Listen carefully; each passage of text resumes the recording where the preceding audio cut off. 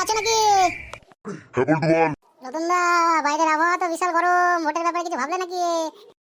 কি আর ভাববো বল, তোদের তো লাগিয়ে দিয়েছি ভাবার জন্য। রতনদা, বন্দুকের আওয়াজ কোথা থেকে হচ্ছে? আরে ভাই, ফোনে রিং বাজলো, ফোন এসেছে। রতনদা, সবাইকে এসএমএস করে পাঠিয়ে দিয়েছি ভোটের ব্যাপারে। একটু বাইরে দেখতে দেখো, সবাই বলছে জনপতি 2000 করে লাগবে।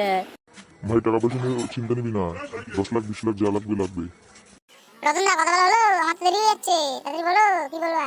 এই বলটু, চুপ করবি নয় মতে ক্লিন দেবো, আস্তে আস্তে ভোট দেবে। রতনদা, কাজটা কিন্তু ঠিক করলাম না, ঘর চললাম।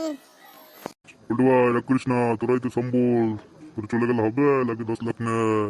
সব ছেলেবেলাকে পার্টিটা দিয়ে দিস, ঠিক আছে? 10 লাখ 15 লাখ যা লাগে দিস, সন্ধ্যাবেলা পার্টিটা করে নিস। আরে পল্টু ভাই যে কেমন আছে বলো? আর বলো না, রতনদা বললো লাগলে 10 লাখ নেই 20 লাখ নেই, আজকে রাত্রেবেলা পার্টিটা কর, যা ইচ্ছে কর।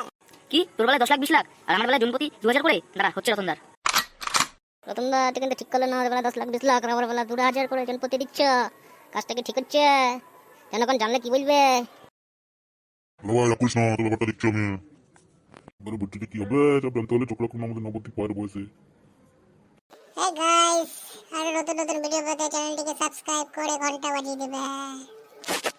চলো আজকের মতো টাটা, টুকুস করে ঘন্টাটা বাজিয়ে দিও এবং লাইক আর সাবস্ক্রাইব নাও।